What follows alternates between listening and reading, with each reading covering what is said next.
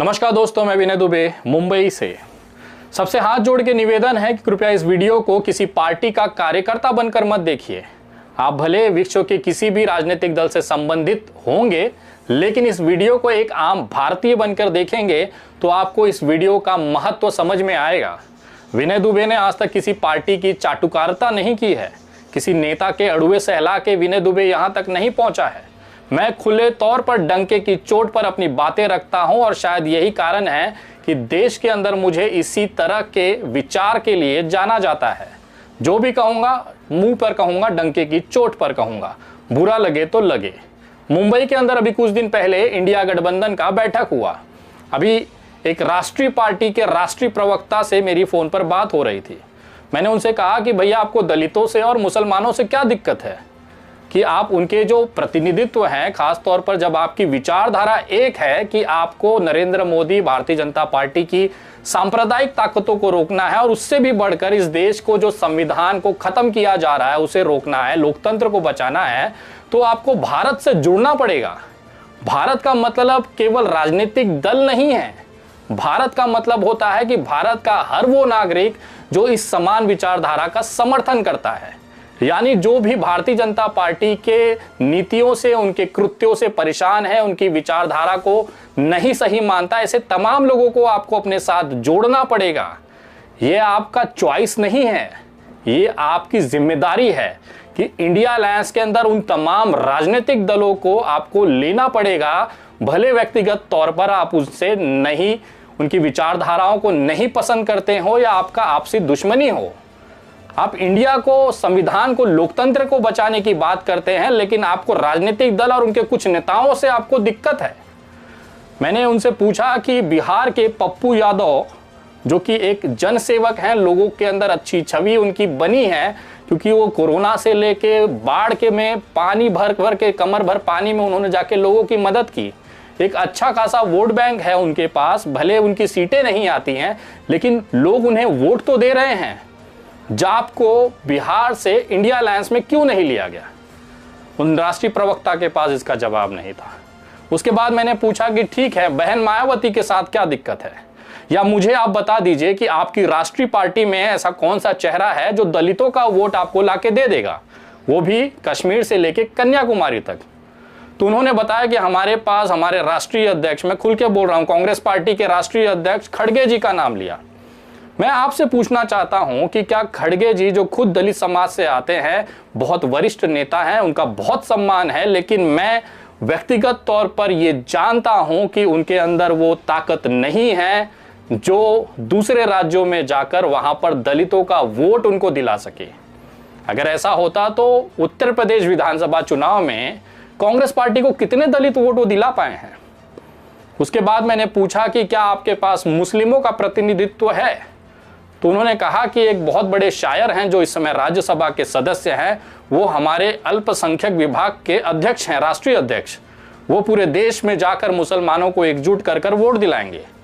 मैंने बोला, भैया सुनो, ये मुशायरा नहीं हो रहा है, शायरी कि महफिल जमानी है, वोट दिलाना है। जो इंसान खुद अपनी लोकसभा चुनाव में 5 लाख से ज्यादा वोटों से हारा, वो भी उसी पार्टी से जिससे वो आज राज्यसभा है, कांग्रेस के सिंबल पर, मुरादाबाद जैसी सीट जहां पर बहुसंख्यक जो आबादी है वो मुसलमानों की है, अपने मुस्लिम कम्युनिटी के अंदर 5 लाख वोटों से शर्मनाक हारने वाला इंसान आपको महाराष्ट्र में, कर्नाटका में, आंध्र प्रदेश में, उत्तर प्रदेश में जाकर मुसलमानों का वोट दिला देगा।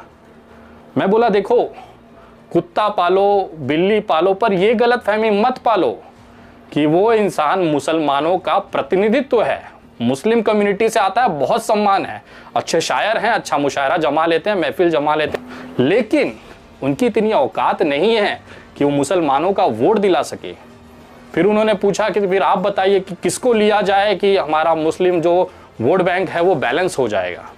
मैंने कहा कि किसी एक नेता के पास मुसलमानों का वोट बैंक नहीं है, लेकिन तमाम छोटे छोटे मुसलमानों के जो रहनुमा हैं या प्रतिनिधित्व करने वाले लोग हैं, उनको आपको एक साथ इंडिया अलायंस में लेना पड़ेगा, ताकि ये जो मुसलमानों के वोट बैंक का जो बिखराव है उसे रोक कर आप उसके अपने लिए, अपने अलायंस के लिए इस्तेमाल कर सकें और ख़ास तौर पर भारतीय जनता पार्टी के जो सांप्रदायिक नीतियां हैं उसे रोक सकें।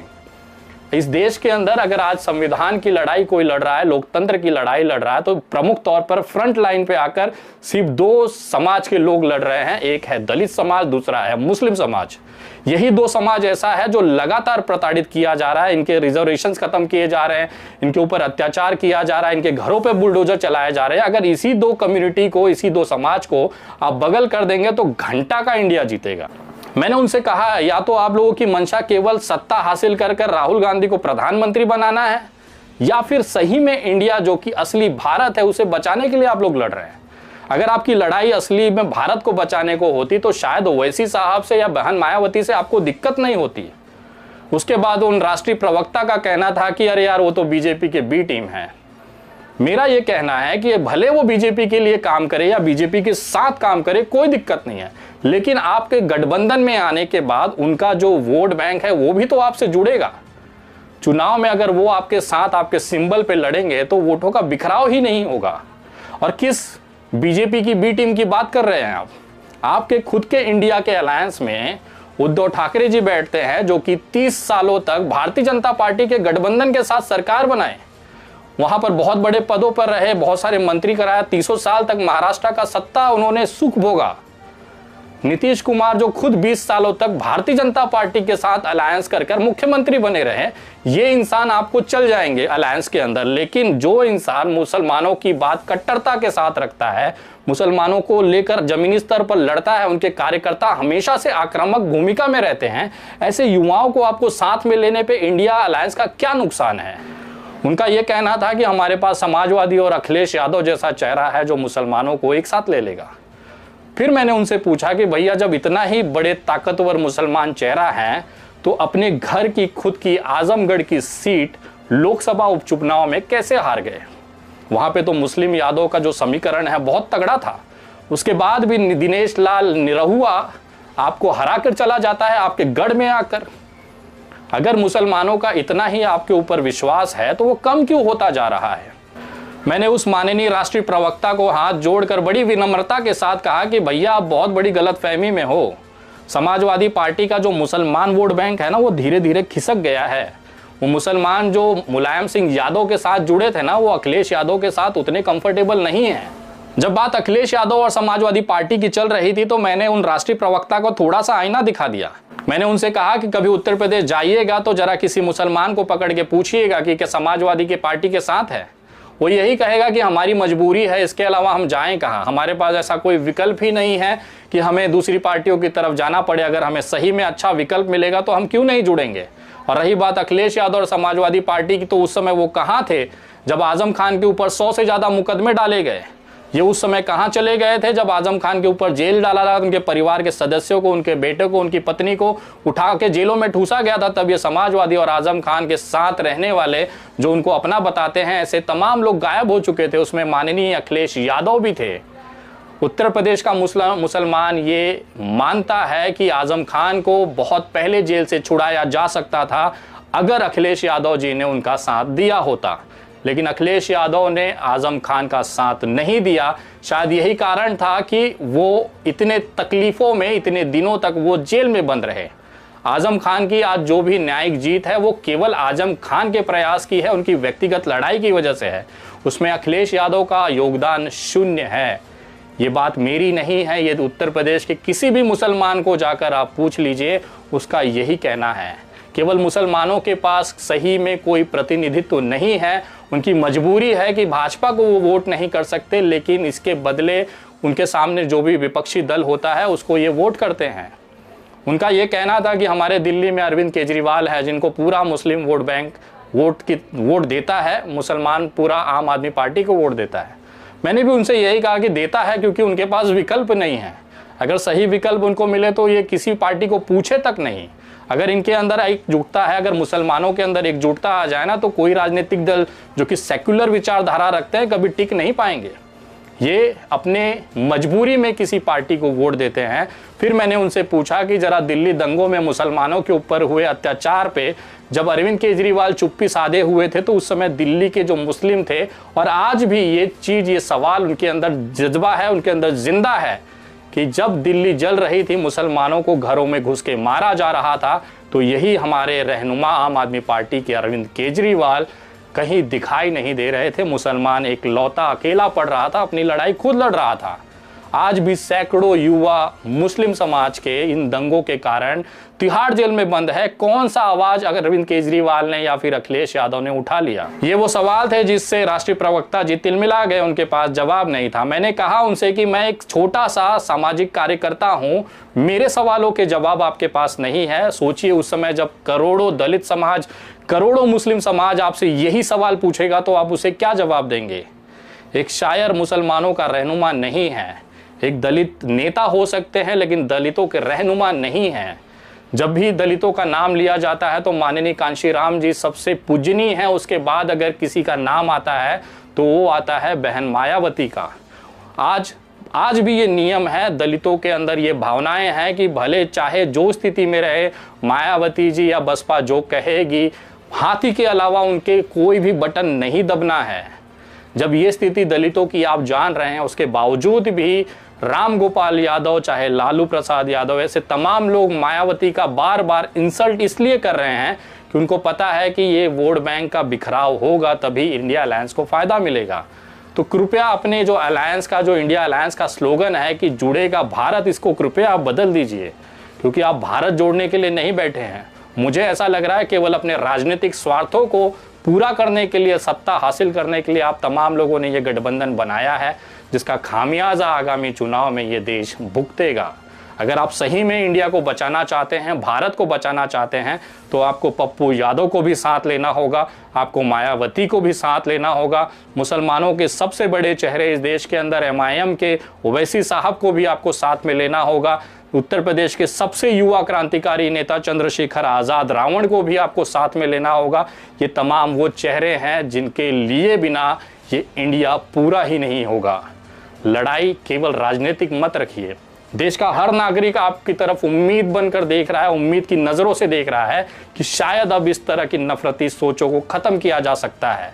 हम जब सारे पार्टी के कार्यकर्ता, सारे पार्टी के लोग जब एक साथ, कार्यकर्ता नीचे ज़मीनी स्तर पर, ये जनता अगर आपके साथ आकर खड़ी होने में कोई दिक्कत महसूस नहीं कर रही है, तो आप लोगों को एक नेता को दूसरे नेता के साथ खड़े होने में क्या दिक्कत है? जाइए ना 10 लोगों का टीम बनाकर मायावती जी के पास कि बहन जी गलती हुई, आपको आना पड़ेगा, हम यहीं बैठेंगे जब तक आप आएंगे नहीं।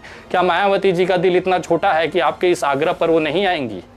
कभी कभी एक कदम आगे बढ़ाने से चीज़ें बदल जाएंगी, भविष्य बदल सकता है। तो वो एक अकड़ अपने अंदर मत रखिए। आपको ओवैसी को लेने में मेरे हिसाब से कोई हिचक नहीं होनी चाहिए। अगर आपका सही में मुद्दा जो है, जो विश्वास है, या आपका सही में जो विज़न है, वो भारतीय जनता पार्टी को और 2024 के लोकसभा चुनाव में सांप्रदायिक और नफरती ताकतों को अगर रोकना ही आपका असली मुद्दा है, असली विचारधारा है, तो आपको इन तमाम लोगों को साथ में लेना होगा। आप इस तरह से दलितों को और मुसलमानों को अलग भारत से नहीं कर सकते। ये भारत का वो अभिन्न हिस्सा है जो 50% से ज़्यादा वोट बैंक रखता है और इसके दम पर सरकारें हिलती हैं। आप इनको केवल इसलिए नाराज़ कर सकते हैं, इनके केवल इसलिए उनको नज़रअंदाज कर सकते हैं कि इनके पास कोई उचित प्रतिनिधित्व तो नहीं है। चलिए, दलितों में तो बहन मायावती जी भी हैं, लेकिन मुसलमानों का क्या?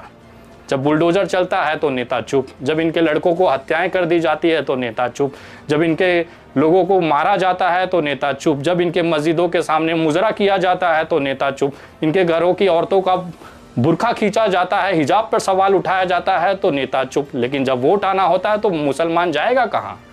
अगर ये मुसलमान कहीं नहीं जाए और इसने केवल वोट देना बंद कर दिया कि हमें वोट ही नहीं देना है, तब क्या होगा? आपको अंदाज़ा है, पिछले 5 चुनाव में ADR और NEW की रिपोर्ट है, उसकी रिपोर्ट के हिसाब से 1,24,00,000 से ज़्यादा नोटा का बटन दबाया गया है। मतलब 1,24,00,000 ऐसे लोग हैं जो धीरे धीरे इस चुनाव से दूर होना चाहते हैं। वो वोट देने आएंगे लेकिन किसी को नहीं देंगे, none of the above, NOTA को वोट देके चले जाएंगे। उनका ये विरोध है। अगर ये विरोध लोगों के अंदर, राजनीतिक दलों के अंदर विश्वास को कमी करता हुआ दिखा रहा है तो कहीं ना कहीं ये राजनीतिक दलों का एक सबसे बड़ी कमी है। अपने आपसी मतभेदों को बगल करके अगर सही में इस देश के संविधान और लोकतंत्र को बचाना है तो 2 कदम आगे बढ़ाइए।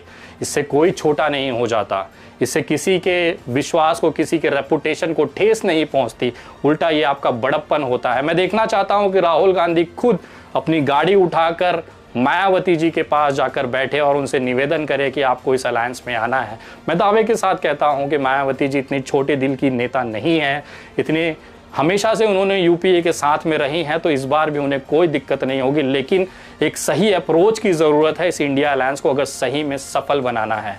मैं तमाम उन लोगों से कहना चाहता हूं जो इंडिया अलायंस के लिए काम कर रहे हैं, दिन रात सोशल मीडिया पे लिख रहे हैं।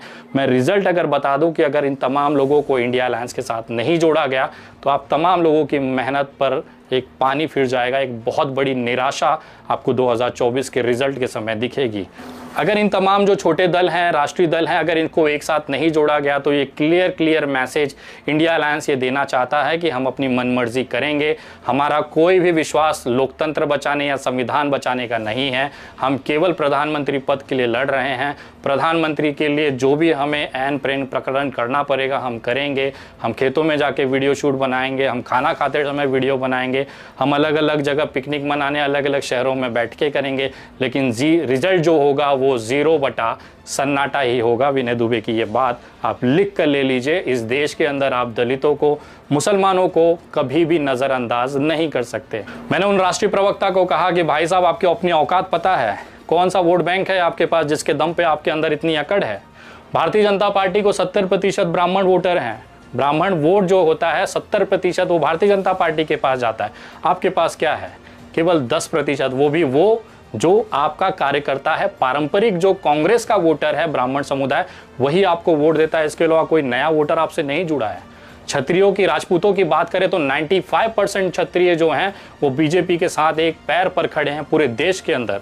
कांग्रेस और इंडिया अलायंस की बात बता दीजिए कितने राजपूत आपके साथ हैं। वैश्य समाज की जो कि बनिया जिसे आप कहते हैं, वो तो 95 से 99% बीजेपी का कट्टर वोट बैंक है और उनके साथ ही खड़ा रहेगा चाहे जो स्थिति हो जाए।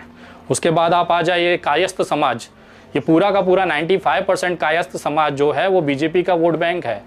अगर आप पिछड़ों की बात करें तो 30% से ज़्यादा जो पिछड़ा वोट बैंक है उसमें बीजेपी ने 2023 तक सेंध लगा चुकी है, जिसमें आपको राजभर हैं, निषाद हैं, उसके बाद में यादव हैं।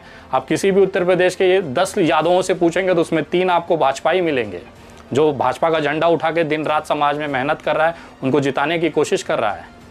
बाकी अगर दलितों का पूछ ले कि अगर दलित वोट बैंक, अगर दलितों के पास विकल्प नहीं है वहाँ पर कांग्रेस के अलावा या कोई अच्छी पार्टी के अलावा, तो उनका भी वोट जाता है बीजेपी को। शायद यही नतीजा था 2019 में जो इतने प्रचंड बहुमत के साथ बीजेपी ने वापस सत्ता हासिल की। दलितों का सबसे बड़ा टर्नओवर हुआ है बीजेपी की तरफ। ये वो सब कारण है जिसको आपको देखना होगा। अगर आप इंडिया अलायंस की औकात की बात करूं मैं तो क्या वोट बैंक है उनके पास? ब्राह्मण 10%, राजपूत 5%, वैश्य 2%, कायस्थ 5 से 10%, पिछड़ा वोट आपके पास है 40%, लेकिन वो भी डगमगा रहा है। उसके बाद आपका जो सबसे बड़ा जो इंडिया अलायंस का वोट बैंक है वो पता है क्या है? वो है 60%, 70% से ज़्यादा मुस्लिम। लेकिन इसी 70% वोट बैंक को आप नज़रअंदाज कर रहे हो। आपको पता है कहाँ जाएगा, हमारे पास ही आना है, उनके पास कोई विकल्प थोड़ी है। ये गलतफहमी में दूर रहिए। अगर मुसलमान ने चाह लिया, उसने अगर वोट ही नहीं दिया ना, तो आपकी औकात आपके चीज़ों को 2024 में दिखाई देने लगेगा।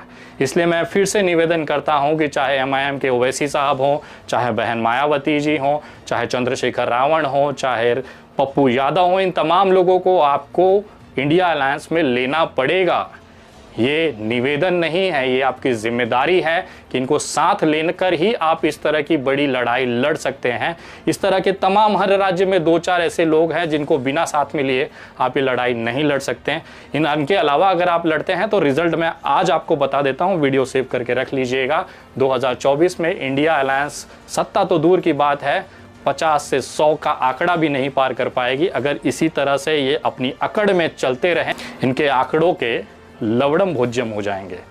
वीडियो कैसी लगी है कमेंट करके ज़रूर बताएं, वीडियो शेयर करें, ज़्यादा से ज़्यादा लोगों तक पहुंचाएं। ये वो आईना है जो मैं दिखाना चाहता था आप तमाम लोगों को।